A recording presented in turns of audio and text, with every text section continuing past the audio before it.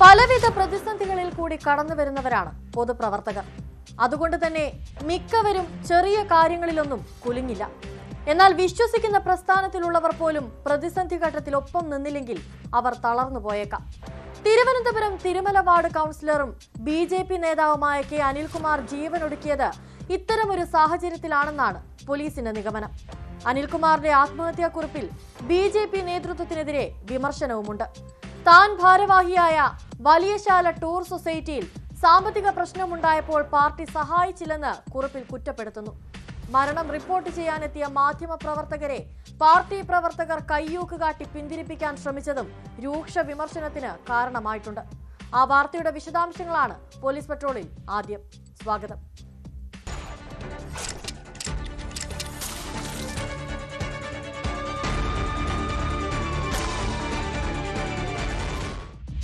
Party നേതൃത്വത്തിനെതിരെ ആത്മഹത്യാക്കുറിപ്പ് എഴുതി തിരുവനന്തപുരത്ത് BJP councillor ജീവനൊടുക്കി. Thirumala ward councillor K. അനിൽകുമാറിനെയാണ് കൗൺസിലറുടെ ഓഫീസിനുള്ളിൽ തൂങ്ങി മരിച്ച നിലയിൽ കണ്ടെത്തിയത്. അനിൽകുമാർ ഭാരവാഹിയായ വലിയശാല ഫാം സൊസൈറ്റിയിൽ പ്രശ്നമുണ്ടായപ്പോൾ പാർട്ടി സഹായിച്ചില്ലെന്നാണ് ആത്മഹത്യാക്കുറിപ്പിലെ ആരോപണം. താൻ എല്ലാവരെയും സഹായിച്ചെങ്കിലും പ്രതിസന്ധി വന്നപ്പോൾ ഒറ്റപ്പെട്ടു. ഇതിന്റെ പേരിൽ കുടുംബത്തെ ഒറ്റപ്പെടുത്തരുത്. സൊസൈറ്റിക്ക് കിട്ടാനുള്ള വായ്പാ തുക പിരിച്ചെടുത്ത് നിക്ഷേപകർക്ക് നൽകണമെന്നും കുറിപ്പിൽ പറയുന്നു. സംഭവത്തിൽ അസ്വാഭാവിക മരണത്തിന് കേസെടുത്ത് പോലീസ് അന്വേഷണം ആരംഭിച്ചു. അതേസമയം വാർത്ത റിപ്പോർട്ട് ചെയ്യാനെത്തിയ മാധ്യമപ്രവർത്തകരെ BJP പ്രവർത്തകർ കയ്യേറ്റം ചെയ്തു.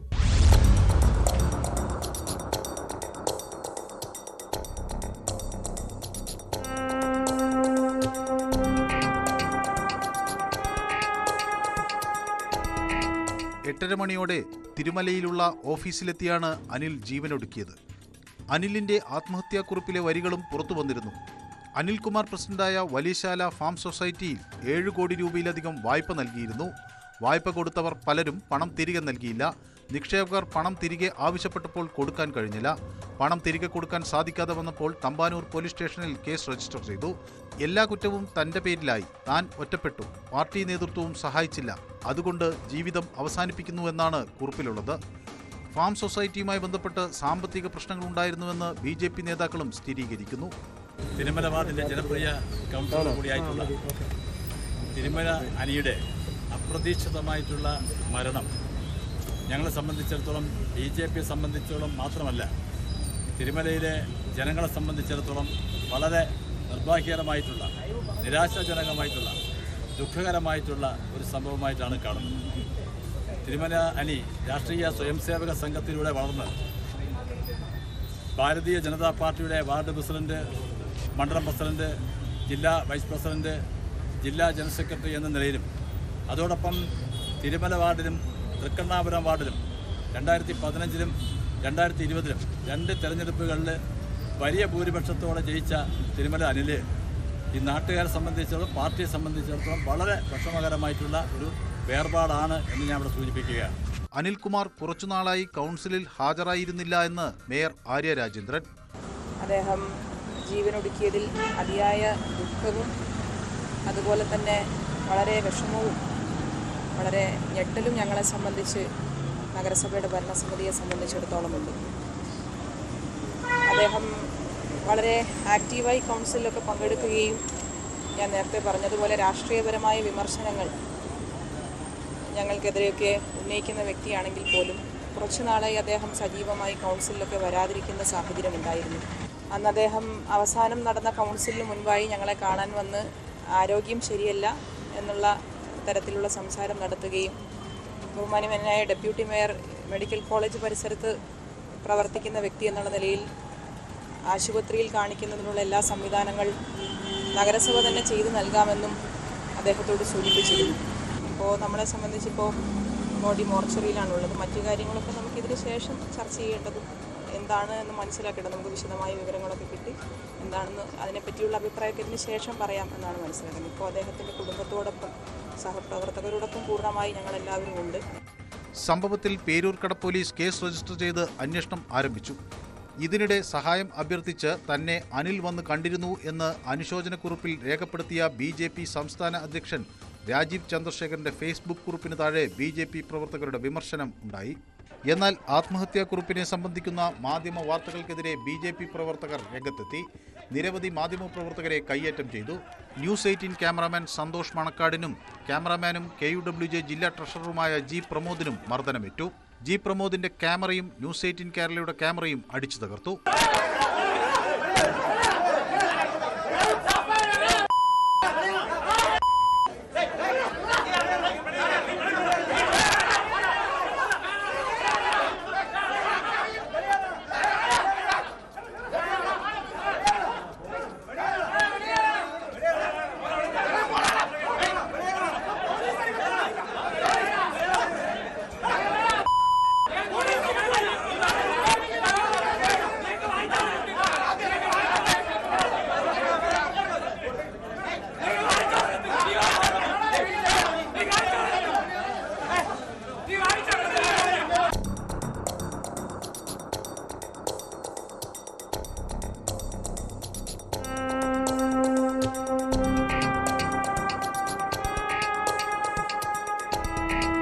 ന്യൂസ് 18 തിരുവനന്തപുരം.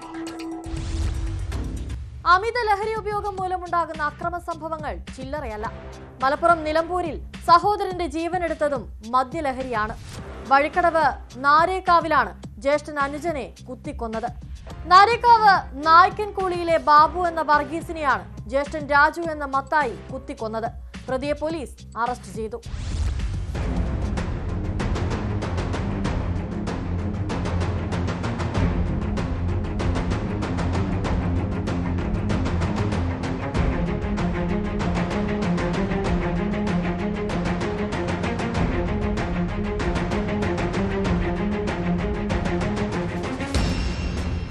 വെള്ളിയാഴ്ച രാത്രി 9:45 സംഭവം.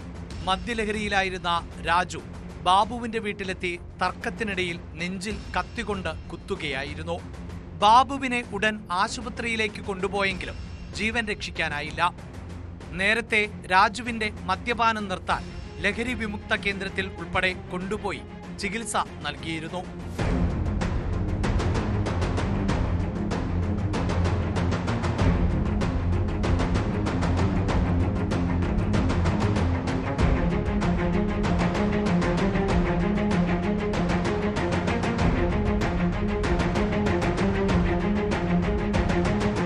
വിദേശത്തായിരുന്ന രാജു നാട്ടിലെത്തിയെങ്കിലും കാര്യമായ ജോലിയൊന്നും ലഭിച്ചില്ല. രാജുവിന്റെ കുടുംബത്തെ കൂടി സംരക്ഷിച്ചിരുന്നത് അനിയൻ ബാബുവാണ്. രാജുവിന് ബാങ്ക് വായ്പകൾ ഉണ്ടായിരുന്നു. ഇതിന്റെ തിരിച്ചടവിന് ബാബു സഹായിക്കുന്നില്ല എന്നാരോപിച്ച് തർക്കവും പതിവായിരുന്നു. കഴിഞ്ഞ ദിവസം മദ്യലഹരിയിൽ ഇക്കാര്യം പറഞ്ഞ് തർക്കിച്ച് ബഹളം വയ്ക്കുകയും കൈവശമുണ്ടായിരുന്ന കത്തികൊണ്ട് ബാബുവിന്റെ നെഞ്ചിൽ കുത്തുകയുമായിരുന്നു. മഞ്ചേരി മെഡിക്കൽ കോളേജിലാണ് പോസ്റ്റ്മോർട്ടം നടപടികൾ നടന്നത്. രാജുവിനെ വഴിക്കടവ് പോലീസ് അറസ്റ്റ് ചെയ്തു. കോടതിയിൽ ഹാജരാക്കിയ പ്രതിയെ റിമാൻഡ് ചെയ്തു.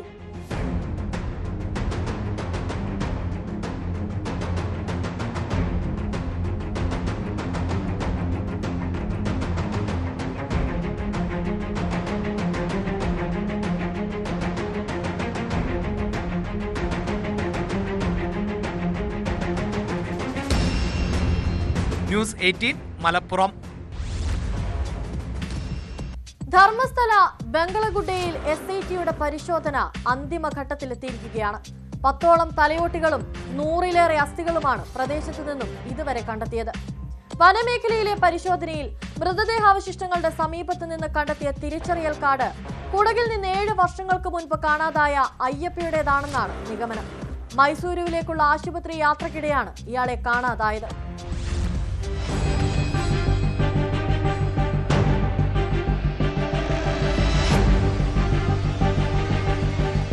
ധർമ്മസ്ഥലയിൽ കൂട്ടമായി മൃതദേഹങ്ങൾ മറവ് ചെയ്തെന്ന കേസിൽ ബംഗളഗുഡെ വനമേഖലയിൽ SITയുടെ പരിശോധന അന്തിമഘട്ടത്തിലാണ്. ദുരൂഹത നിറഞ്ഞ പ്രദേശത്തു നിന്നും ഇതുവരെ മനുഷ്യരുടെ 10 തലയോട്ടികളും 100ലേറെ അസ്ഥികളുമാണ് ലഭിച്ചിട്ടുള്ളത്. ഇതിൽ ഒരു കുട്ടിയുടെയും സ്ത്രീയുടെയും ഉൾപ്പെടും. ലഭിച്ച തലയോട്ടിയുടെ വലിപ്പമനുസരിച്ചാണ് കുട്ടിയുടേതാണെന്ന നിഗമനത്തിലെത്തിയത്. ഉപരിതലത്തിൽ ചിതറിക്കിടക്കുന്ന രീതിയിലായിരുന്നു മൃതദേഹാവശിഷ്ടങ്ങൾ കണ്ടെത്തിയത്. ഇവ വിശദ പരിശോധനയ്ക്കായി ബംഗളൂരുവിലെ ഫോറൻസിക് വിഭാഗത്തിന് കൈമാറി.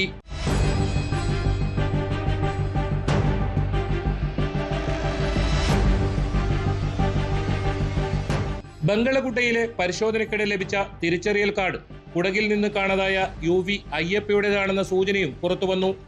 7 വർഷം മുൻപ് മൈസൂരുവിലേക്കുള്ള ആശുപത്രി യാത്രക്കിടെയാണ് കുടക് കൊന്നമ്പോട്ട് ഷെട്ടിഗേരി സ്വദേശി UP അയ്യപ്പയെ കാണാതായത്.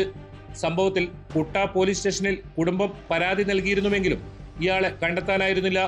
കഴിഞ്ഞ ദിവസത്തെ പരിശോധനയിൽ കണ്ടെടുത്ത തിരിച്ചറിയൽ കാർഡും അസ്ഥിഭാഗങ്ങളും അയ്യപ്പയുടേതാണെന്ന നിഗമനത്തിലാണ് പ്രത്യേക അന്വേഷണ സംഘം.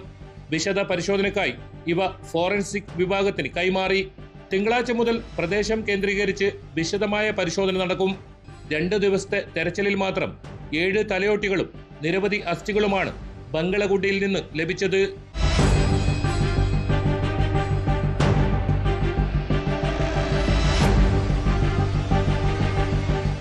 ന്യൂസ് 18 ധർമ്മസ്ഥല. സൈബർ ആക്രമണത്തിൽ CPM നേതാവ് KJ ഷൈനും വൈപ്പിൻ MLA KN ഉണ്ണികൃഷ്ണനും നൽകിയ പരാതികളിൽ പ്രത്യേക അന്വേഷണ സംഘം നടപടികൾ ഊർജിതമാക്കിയിരിക്കുകയാണ്. മുനമ്പം ഡിവൈഎസ്പിയുടെ നേതൃത്വത്തിലാണ് അന്വേഷണം. പോലീസ് സംവിധാനം ഉണർന്ന് പ്രവർത്തിച്ചെന്നും സ്ത്രീകളെ ഓർത്ത് അഭിമാനം തോന്നുന്നെന്നും KJ ഷൈൻ പറഞ്ഞു. KN ഉണ്ണികൃഷ്ണൻ MLA പ്രത്യേക അന്വേഷണ സംഘത്തിന് മുന്നിൽ മൊഴി നൽകി. മുഖ്യപ്രതികളായ KM ഷാജഹാനെയും CK ഗോപാലകൃഷ്ണനെയും വൈകാതെ അറസ്റ്റ് ചെയ്തേക്കുമെന്നാണ് സൂചന.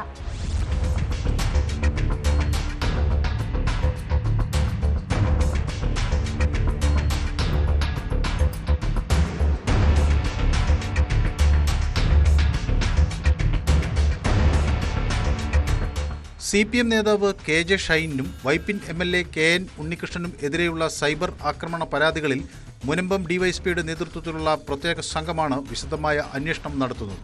Kochi cyber dome, Kochi city, Kochi rural ഡിവിഷനുകളിലെ പോലീസ് ഉദ്യോഗസ്ഥരും സംഘത്തിലുണ്ട്. പോലീസ് സംവിധാനം ഉണർന്നു പ്രവർത്തിച്ചെന്നും സ്ത്രീ എന്ന നിലയിൽ അഭിമാനമുണ്ടെന്നും ഷൈൻ പറഞ്ഞു. സ്ത്രീ പുരുഷ ലൈംഗികത നടുറോട്ടിലേക്ക് വലിച്ചഴയ്ക്കാതിരിക്കാനുള്ള മര്യാദയെങ്കിലും കാണിക്കണമായിരുന്നുവെന്നും അവർ വ്യക്തമാക്കി. അഭിമാനം കൊള്ളുന്നു കേരളത്തിലെ സ്ത്രീകളെ ഓർത്ത്. കാരണം വലിയൊരു പ്രതിസന്ധിയാണല്ലോ കടന്നുപോയത്. അപ്പം അതിൽ ഗവൺമെന്റ് സംവിധാനം, കേരളത്തിലെ പോലീസ് സംവിധാനം, അതോടൊപ്പം തന്നെ കേരളത്തിലെ മാധ്യമങ്ങൾ പറയാതിരിക്കാൻ കഴിയില്ല. ഗോപാലകൃഷ്ണനും കുടുംബത്തിനും എതിരായ സൈബർ ആക്രമണത്തിൽ പുരുഷനോ സ്ത്രീയോ എന്നല്ല ഒരു മനുഷ്യനെയും മോശമായി ചിത്രീകരിക്കാൻ പാടില്ലെന്നും KJ ഷൈൻ. തിരുവനന്തപുരത്ത് നിന്ന് രാവിലെ മടങ്ങിയെത്തിയ വൈപ്പിൻ MLA KN ഉണ്ണികൃഷ്ണൻ ഉച്ചയോടെ മുനമ്പം ഡിവൈഎസ്പിയുടെ ഓഫീസിലെത്തി മൊഴി നൽകി. അപവാദ പ്രചരണത്തിന്റെ തുടക്കം പറവൂരിൽ നിന്നാണെന്നും MLA പറഞ്ഞു.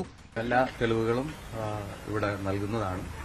അതിന്റെ അടിസ്ഥാനത്തിൽ ആവശ്യമായ നടപടികൾ നമ്മുടെ നിയമവ്യവസ്ഥയ്ക്കകത്ത് നിന്നുകൊണ്ട് ബന്ധപ്പെട്ട പോലീസ് ഡിപ്പാർട്ട്മെന്റ് സ്വീകരിക്കുമെന്നാണ് പ്രതീക്ഷ. അപവാദ പ്രചരണത്തിന്റെ ഉറവിടം എന്നുള്ളത് അന്വേഷണത്തിലൂടെ വ്യക്തമാകേണ്ടതാണ്. കൂടുതൽ വിവരങ്ങൾക്കായി ഫേസ്ബുക്കിന്റെ മാതൃകാ സ്ഥാപനമായ മെറ്റയ്ക്ക് സൈബർ പോലീസ് കത്ത് നൽകിയിട്ടുണ്ട്. അധിക്ഷേപ പോസ്റ്റുണ്ടാക്കിയവർക്കും പ്രചരിപ്പിച്ചവർക്കുമെതിരെ തുടർ നടപടികൾ ഉണ്ടാകും. പ്രധാന പ്രതികളായ KM ഷാജഹാനെയും CK ഗോപാലകൃഷ്ണനെയും വൈകാതെ തന്നെ അറസ്റ്റ് ചെയ്തേക്കുമെന്നാണ് സൂചന.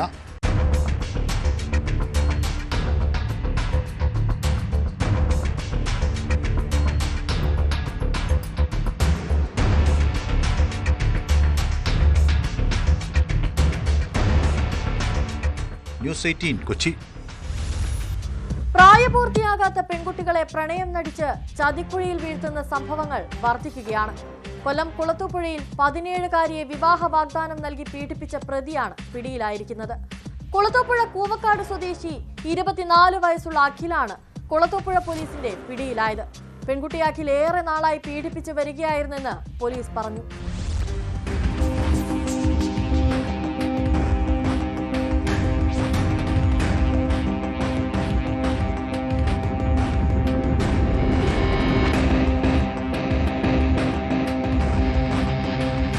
പെൺകുട്ടിയുമായി അഖിൽ ഏറെ നാളായി അടുപ്പത്തിലായിരുന്നു. വിവാഹ വാഗ്ദാനം നൽകി പെൺകുട്ടിയെ പലയിടത്തും കൊണ്ടുപോയി ഇയാൾ പീഡിപ്പിച്ചു. തുടർന്ന് പെൺകുട്ടിയെ ഒഴിവാക്കാനായി ശ്രമം. ഇതിനെ ചൊല്ലി നിരന്തരം പെൺകുട്ടിയുമായി വഴക്കിട്ടിരുന്നു. ഇതിനിടെ കുട്ടിയുടെ വീട്ടുകാർ സംഭവം അറിയുകയും കുളത്തൂപ്പുഴ പോലീസിൽ വിവരമറിയിക്കുകയുമായിരുന്നു.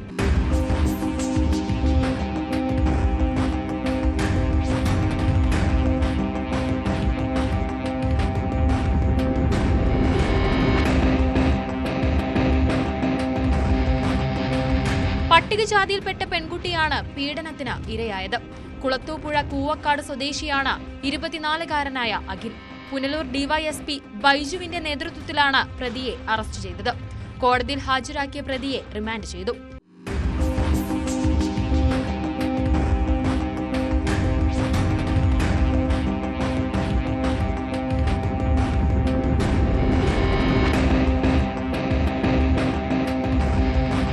ന്യൂസ് 18 പുനലൂർ.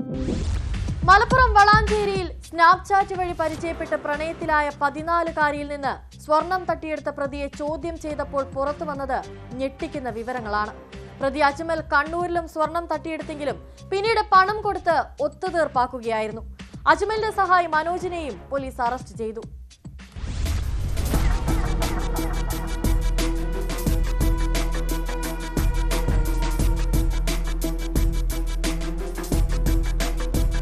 മണ്ണാർക്കാട് സ്വദേശിയായ മനോജുമായി ചേർന്നാണ് അജ്മൽ തട്ടിപ്പ് നടത്തിയിരുന്നത്. തട്ടിയെടുക്കുന്ന സ്വർണം വിറ്റുകിട്ടുന്ന പണം തുല്യമായി പങ്കിട്ടെടുക്കുകയായിരുന്നു പതിവ്. വളാഞ്ചേരി സ്വദേശിനിയിൽ നിന്ന് സ്വർണം വാങ്ങാൻ മനോജിന്റെ കാറിലാണ് അജ്മൽ പെൺകുട്ടിയുടെ വീട്ടിലെത്തിയത്. വീടിനടുത്തിറങ്ങിയ ശേഷം സ്വർണം വാങ്ങിയെടുക്കുകയും തിരികെ അതേ കാറിൽ മടങ്ങുകയും ചെയ്തു. പിറ്റേ ദിവസമാണ് തട്ടിയെടുത്ത സ്വർണം വ്യാപാരിയുടെ അടുത്ത് വിൽക്കാനായി കൊണ്ടുപോയത്.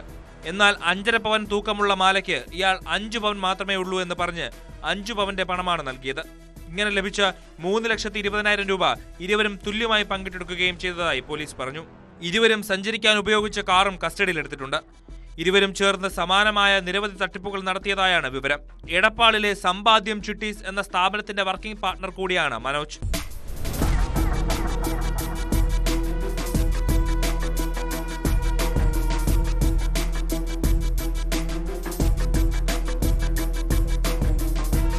മണ്ണാർക്കാട് സ്വദേശിയായ മനോജ് വിവാഹം ചെയ്തിരിക്കുന്നത് കണ്ണൂർ മട്ടന്നൂർ സ്വദേശിനിയാണ്. മനോജിന്റെ ഭാര്യ വീടിനടുത്തുള്ള ഒരു സ്ത്രീയെയും ഇരുവരും സമാനമായ രീതിയിൽ തട്ടിപ്പിനിരയാക്കിയിരുന്നു. സ്വർണം കൈക്കലാക്കി മുങ്ങിയെങ്കിലും സംഭവം പരാതിയും കേസുമാകുമെന്ന് മനസ്സിലായതോടെ സ്വർണത്തിന്റെ മൂല്യത്തെക്കാളധികം പണം കൊടുത്ത് ഒത്തുതീർപ്പാക്കുകയായിരുന്നു. വാഴക്കാട് പോലീസിലും ഇവർക്കെതിരെ സമാനമായ പരാതിയുണ്ട്. ഇത് സംബന്ധിച്ച വിവരങ്ങൾ സൈബർ സെൽ ശേഖരിച്ചു വരികയാണ്.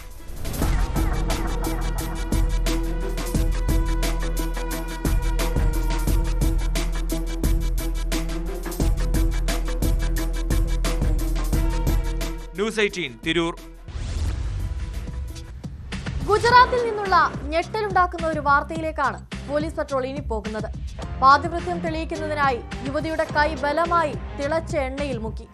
ഭർത്താവിന്റെ സഹോദരിയും മറ്റു 3 പേരും ചേർന്നാണ് അതിക്രമം കാട്ടിയത്. പൊള്ളലേറ്റ 28-കാരിയെ സ്വകാര്യ ആശുപത്രിയിൽ പ്രവേശിപ്പിച്ചു. ഗുജറാത്തിലെ മെഹ്സാന ജില്ലയിൽ നടന്ന സംഭവത്തിൽ പോലീസ് കേസെടുത്ത് അന്വേഷണം ആരംഭിച്ചു.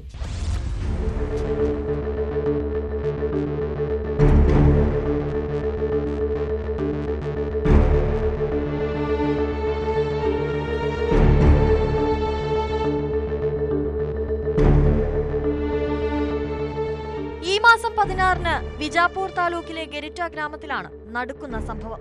യുവതിയുടെ പരാതിയുടെ അടിസ്ഥാനത്തിൽ ഭർത്താവിന്റെ സഹോദരി ജമുന താക്കൂർ, ജമുനയുടെ ഭർത്താവ് മനുഭായ് താക്കൂർ, മറ്റു 2 പേർ എന്നിവർക്കെതിരെ വിജാപൂർ പോലീസ് കേസെടുത്തു. ഇരയായ യുവതി ഭർത്താവിനോട് വിശ്വസ്തത പുലർത്തുന്നില്ലെന്ന് അയാളുടെ സഹോദരി സംശയിച്ചിരുന്നു. ഇതാണ് അതിക്രമത്തിന് കാരണം. യുവതി പതിവ്രതയാണെങ്കിൽ പൊള്ളലേൽക്കില്ലെന്ന് പറഞ്ഞാണ് തിളച്ച എണ്ണയിൽ നിർബന്ധപൂർവ്വം കൈവിരലുകൾ മുക്കിയത്. ഭർത്തൃ സഹോദരി കാലിൽ തിളച്ച എണ്ണ ഒഴിക്കുകയും കൊല്ലുമെന്ന് ഭീഷണിപ്പെടുത്തുകയും ചെയ്തതായും പരാതിയിലുണ്ട്.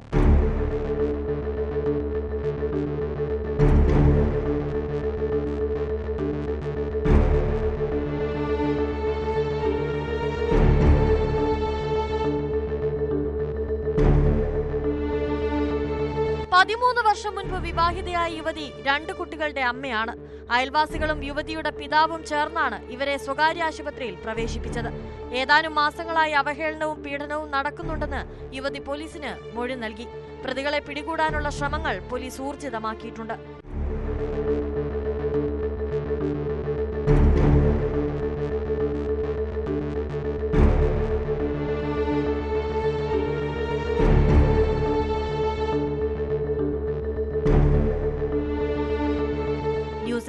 ഗുജറാത്ത്. തിരുവനന്തപുരം തിരുവല്ല മിടയാർ ദ്വീപിൽ നൂറ്റാണ്ടുകൾ പഴക്കമുള്ള കെട്ടിടം കത്തി നശിച്ച സംഭവത്തിൽ പോലീസ് അന്വേഷണം തുടങ്ങി. 400 വർഷത്തിലേറെ പഴക്കമുള്ള 8 കെട്ടാണ് കത്തി നശിച്ചത്. സംഭവത്തിന് പിന്നിലെ അട്ടിമറി സാധ്യതയും പോലീസ് പരിശോധിച്ചു വരികയാണ്.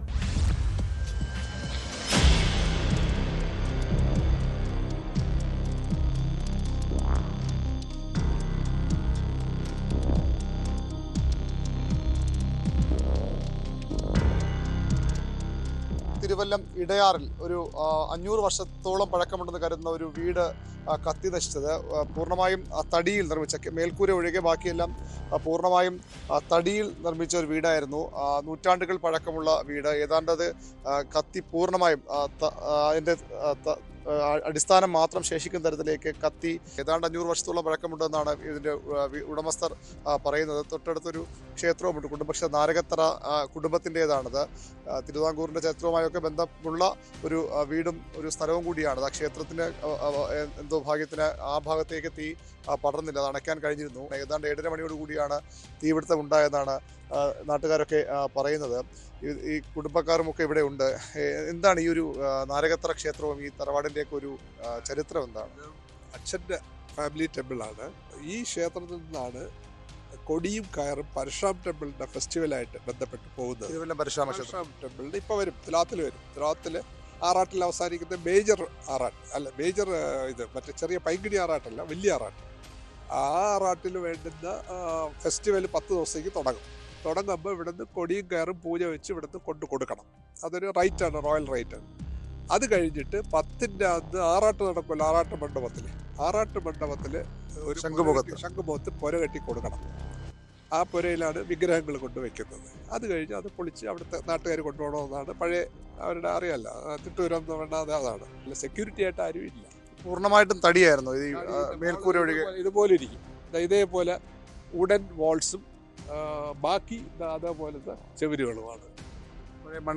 പഴയ മൺകട്ട, ബാക്കിയെല്ലാം തടിയാണ്. അതാണ് ഈ ഫയർ കൂടാനുള്ള യഥാർത്ഥ കാരണം. അതിൽ കിട്ടിയപ്പോൾ കൂര പനയുടെ നമ്മുടെ ഇതുണ്ടല്ലേ, കഴുക്കോലൊക്കെ, പിന്നെ വളരെ വണ്ണമുള്ള ഈ അതിൻ്റെ ഉത്തരവും മറ്റു കാര്യങ്ങളൊക്കെ, കഴുക്കോലും ഉത്തരവും പട്ടിയിലും ഒക്കെ പനയിലൊക്കെ അടിച്ചതിന് പനയും പ്ലാവും ഒക്കെ അതിനുള്ള സൗകര്യങ്ങളുള്ളതുകൊണ്ട് ഉണ്ടായിരുന്നു.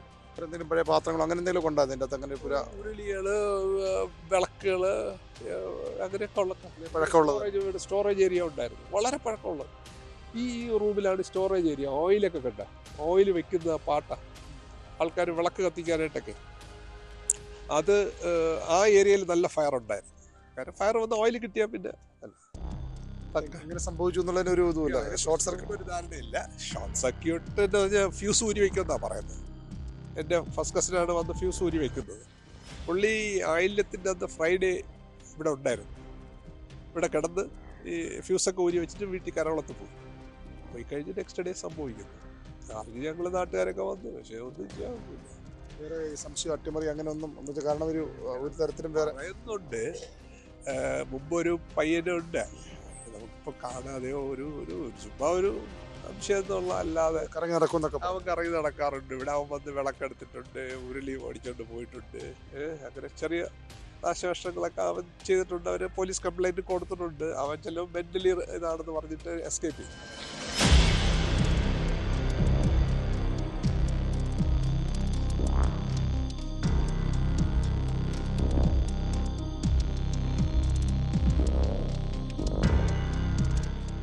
ഏതായാലും ഒരു അട്ടിമറി സാധ്യതയുണ്ടോ, എങ്ങനെ സംഭവിച്ചു? കാരണം ഈ ഷോർട്ട് സർക്യൂട്ട് എന്ന സംശയമുണ്ടെങ്കിലും വൈദ്യുതി ബന്ധം വിച്ഛേദിച്ചിട്ടാണ് ഇവിടെ നിന്ന് ആൾ പോയതെന്ന് പറയുന്നത്. അങ്ങനെയെങ്കിൽ എങ്ങനെ ഷോർട്ട് സർക്യൂട്ട് എന്ന കാര്യത്തിലൊക്കെ സംശയമുണ്ട്. ഏതായാലും പോലീസിൻ്റെ അന്വേഷണവും ഫയർഫോഴ്സിൻ്റെ അന്വേഷണവും ഒക്കെ പുരോഗമിക്കുകയാണ്. തിരുവനന്തപുരം കല്ലമ്പലം മണമ്പൂരിൽ വയോധികയെ ആക്രമിച്ച് സ്വർണം കവർന്ന സംഭവത്തിൽ പ്രതി പിടിയിൽ. മണമ്പൂർ സ്വദേശി സദ്ദാം ഹുസൈനെയാണ് കല്ലമ്പലം പോലീസ് അറസ്റ്റ് ചെയ്തത്. മണമ്പൂർ സ്വദേശിയായ വാസന്തി അമ്മയാണ് ആക്രമണത്തിനിരയായത്. ഇവരുടെ അയൽവാസിയാണ് പ്രതി.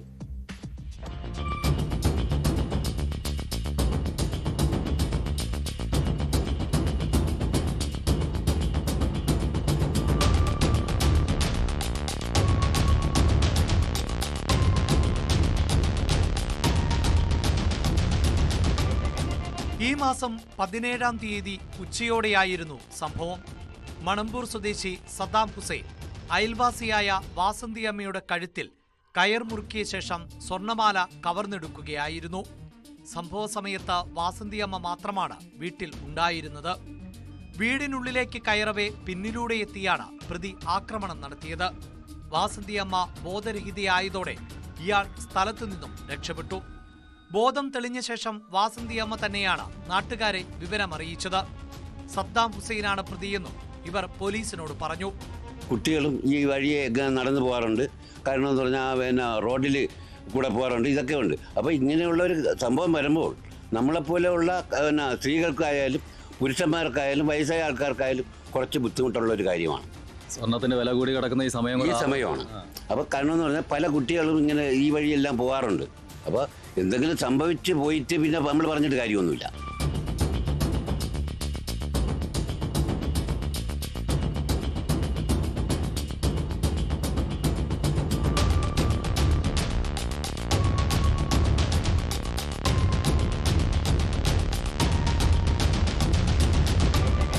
പോലീസ് അന്വേഷണം ആരംഭിച്ചപ്പോഴേക്കും പ്രതി സ്ഥലത്തു നിന്നും രക്ഷപ്പെട്ടിരുന്നു. തിരുവനന്തപുരത്ത് നിന്നാണ് സദ്ദാം ഹുസൈനെ പിടികൂടിയത്. പിടികൂടുന്നതിനിടയിൽ പ്രതി പോലീസിനെ ആക്രമിച്ചു. പോലീസ് സാഹസികമായാണ് ഇയാളെ കീഴടക്കിയത്.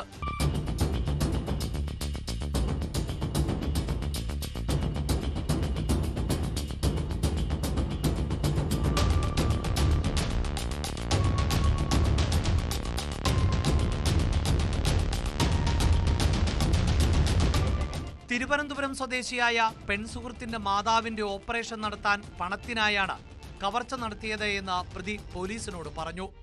പ്രതിയെ സംഭവസ്ഥലത്തെത്തിച്ച് പോലീസ് തെളിവെടുപ്പ് നടത്തി. വൈദ്യപരിശോധനയ്ക്ക് ശേഷം കോടതിയിൽ ഹാജരാക്കിയ പ്രതിയെ റിമാൻഡ് ചെയ്തു.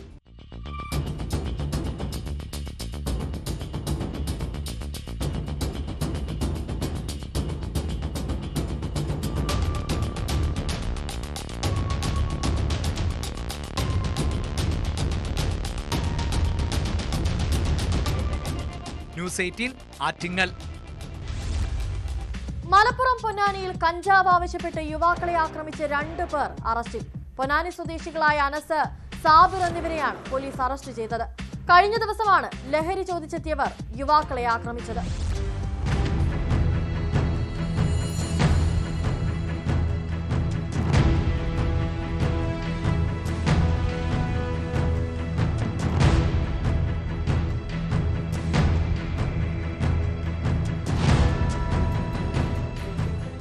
കഴിഞ്ഞ ദിവസമാണ് പൊന്നാനിയിൽ അക്രമമുണ്ടായത്. സ്ഥിരം ലഹരിക്കടിമകളായ യുവാക്കൾ കഞ്ചാവ് ആവശ്യപ്പെട്ട് അതിക്രമം കാട്ടുകയായിരുന്നു. വഴിയരികിൽ നിന്ന യുവാക്കളെ ബൈക്കിലെത്തി കഞ്ചാവ് ആവശ്യപ്പെട്ട ശേഷം ആക്രമിക്കുകയായിരുന്നുവെന്നാണ് പരാതി. സംഭവത്തിൽ പൊന്നാനി നഗരം സ്വദേശി കിഴക്കയിൽ അനസ്, അമ്പലത്ത് വീട്ടിൽ സാബിർ എന്നിവരെ പൊന്നാനി പോലീസ് അറസ്റ്റ് ചെയ്തു.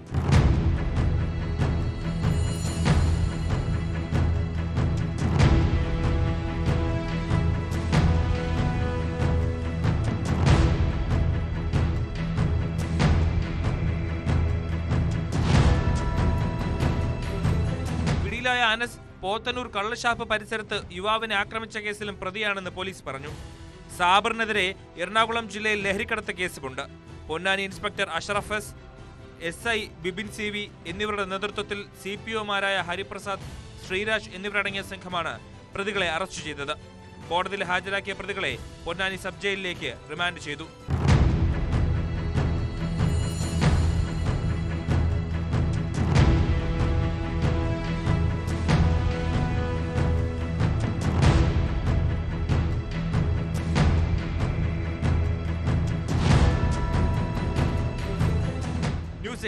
തിരൂർ. പലതരത്തിലുള്ള ക്രിമിനൽ പ്രവർത്തനങ്ങൾ നമ്മുടെ സമൂഹത്തിൽ നടക്കുന്നുണ്ട്. ഒരു തവണ പിടിയിലാകുമ്പോൾ മാത്രമാകും ഞെട്ടിക്കുന്ന തട്ടിപ്പുകളുടെ ചരിത്രം പുറത്തുവരിക. തിരുവനന്തപുരം വർക്കലയിൽ റിസോർട്ടുകളിൽ നിന്നും സ്പാകളിൽ നിന്നും പോലീസിന്റെയും നഗരസഭയുടെയും പേര് പറഞ്ഞ് ഭീഷണിപ്പെടുത്തി പണം തട്ടി വന്നിരുന്ന ഓട്ടോ ഡ്രൈവർ പിടിയിലായി. വർക്കല സ്വദേശിയായ സജീറാണ് പിടിയിലായത്. നിരവധി പേരിൽ നിന്ന് ഇയാൾ പണം തട്ടിയിട്ടുള്ളതായാണ് പോലീസിന്റെ കണ്ടെത്തൽ.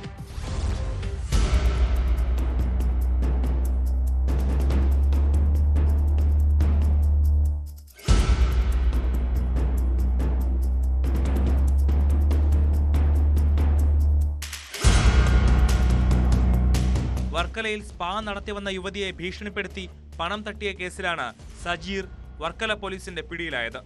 തുടർന്ന് നടത്തിയ അന്വേഷണത്തിൽ ഇയാൾ നിരവധി സ്ഥാപനങ്ങളിൽ നിന്ന് ഇത്തരത്തിൽ ഭീഷണിപ്പെടുത്തി പണം അപഹരിക്കാറുണ്ടെന്ന് പോലീസ് കണ്ടെത്തി. സ്പാ പോലീസ് എല്ലാ മാസവും റെയ്ഡ് ചെയ്യുമെന്നും അങ്ങനെ ചെയ്യാതെ ഇരിക്കണമെങ്കിൽ ഇൻസ്പെക്ടർക്ക് പണം കൊടുക്കണമെന്നും ഇയാൾ യുവതിയോട് പറഞ്ഞിരുന്നു.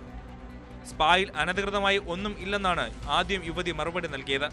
എന്നാൽ തനിക്ക് പോലീസുമായുള്ള ബന്ധം വെച്ച് റെയ്ഡ് ചെയ്ത് സ്പാ പൂട്ടിക്കുമെന്ന് പറഞ്ഞ് ഭീഷണിപ്പെടുത്തിയാണ് സജീർ പണം തട്ടിയത്.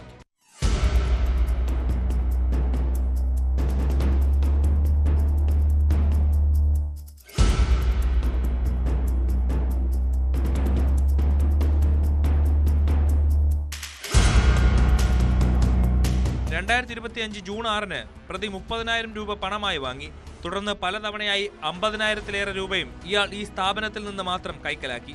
ഇത്തരത്തിൽ നിരവധി പേർ തട്ടിപ്പിന് ഇരയായിട്ടുണ്ട്. എന്നാൽ പലരും നാണക്കേട് ഭയന്ന് പുറത്തു പറയാൻ പോലും തയ്യാറായിട്ടില്ല എന്നാണ് പോലീസ് പറയുന്നത്. വർക്കല കോടതിയിൽ ഹാജരാക്കിയ പ്രതിയെ റിമാൻഡ് ചെയ്തു.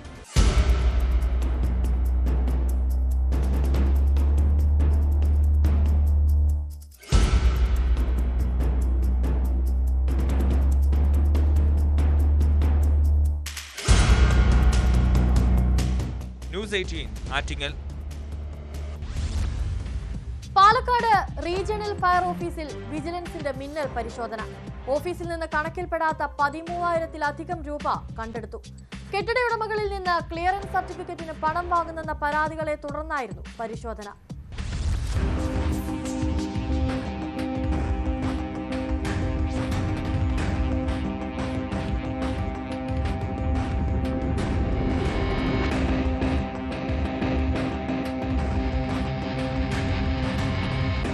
വിജിലൻസ് ഡിവൈഎസ്പി ബെന്നി ജേക്കബിന്റെ നേതൃത്വത്തിലായിരുന്നു പരിശോധന.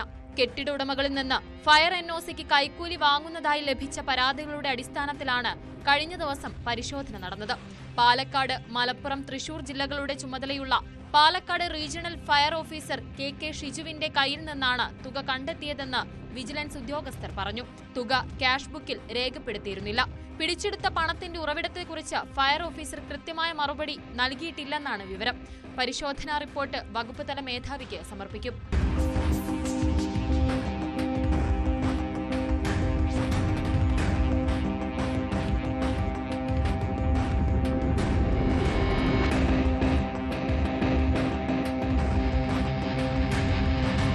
എൻഒസി നൽകുന്നതിന് ഏജൻസികൾ മുഖേന വൻ തുക വാങ്ങുന്നതായി വിജിലൻസിന് രഹസ്യവിവരം ലഭിച്ചിരുന്നു. ഈ ഉദ്യോഗസ്ഥനെ കുറിച്ച് മുൻപും പരാതികൾ ഉണ്ടായിരുന്നതിനാൽ നിരീക്ഷണത്തിലായിരുന്നുവെന്നും വിജിലൻസ് അധികൃതർ പറഞ്ഞു. ഇൻസ്പെക്ടർമാരായ ഷിബു എബ്രഹാം, എസ് അരുൺ പ്രസാദ് എന്നിവരും പരിശോധനയ്ക്ക് നേതൃത്വം നൽകി. എൻഒസി നൽകുന്നതിന് 1,00,000 രൂപ കൈക്കൂലി ആവശ്യപ്പെട്ടെന്ന ഹോട്ടൽ ഉടമയുടെ പരാതിയിൽ കഴിഞ്ഞ ജൂണിൽ പാലക്കാട് അഗ്നിരക്ഷാ നിലയത്തിലെ സ്റ്റേഷൻ ഓഫീസർക്കെതിരെയും വിജിലൻസ് നടപടിയെടുത്തിരുന്നു.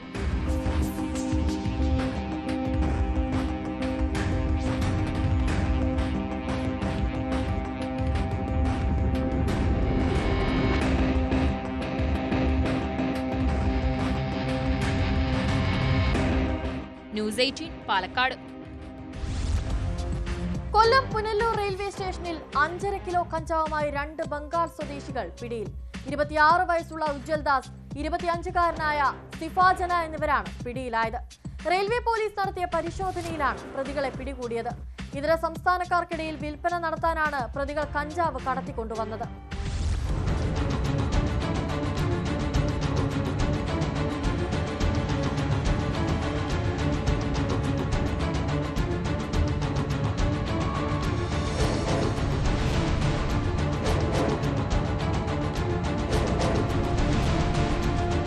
രാവിലെ 8ഓടെ ചെന്നൈയിൽ നിന്നും കൊല്ലത്തേക്കുള്ള ട്രെയിൻ വന്നു പോയതിനു ശേഷം സാധാരണ നിലയിലുള്ള പരിശോധന റെയിൽവേ പോലീസ് നടത്തുന്നതിനിടയിലാണ് ഓവർബ്രിഡ്ജിന് അടിവശത്തുള്ള കടയ്ക്ക് സമീപം അസ്വാഭാവികമായി 2 പേരെ കണ്ടത്. പോലീസ് എത്തി ചോദ്യം ചെയ്തെങ്കിലും ബംഗാളി ഭാഷ സംസാരിക്കുന്നതിനാൽ ഒന്നും മനസ്സിലാക്കാൻ കഴിഞ്ഞില്ല. RPF-ലെ മറ്റൊരു ഉദ്യോഗസ്ഥന്റെ സഹായത്താൽ ചോദ്യം ചെയ്തപ്പോഴാണ് ബാഗിൽ കഞ്ചാവാണെന്ന് മനസ്സിലാകുന്നത്. തുടർന്ന് നടത്തിയ പരിശോധനയിൽ 5.5 കിലോ കഞ്ചാവ് കണ്ടെടുത്തു. ബംഗാൾ സ്വദേശികളായ 26 വയസ്സുള്ള ഉജ്വൽ ദാസ്, 25-കാരനായ സിഫാജന എന്നിവരാണ് പിടിയിലായത്.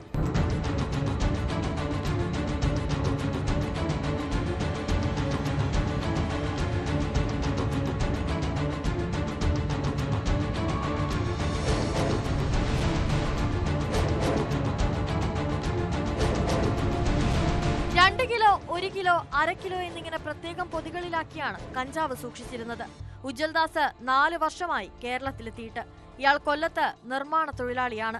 ഇതര സംസ്ഥാനക്കാർക്കിടയിൽ വിൽപ്പന നടത്താനാണ് കഞ്ചാവ് കൊണ്ടുവന്നതെന്നാണ് പ്രതികൾ നൽകിയ മൊഴി. മുൻപും ഇരുവരും ചേർന്ന് നിരവധി തവണ കഞ്ചാവ് കടത്തിയിട്ടുണ്ട്. ഇതാദ്യമായാണ് പിടി വീഴുന്നത്.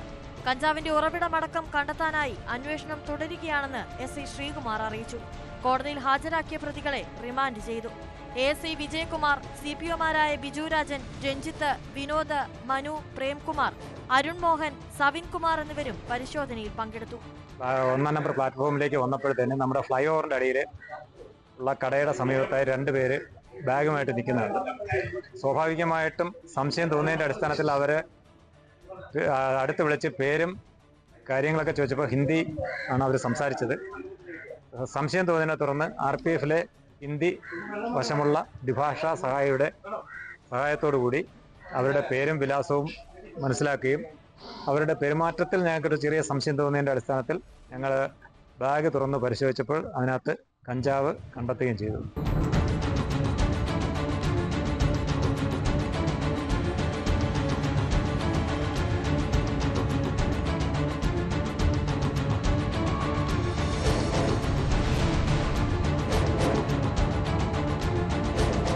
ന്യൂസ് 18 പുനലൂർ.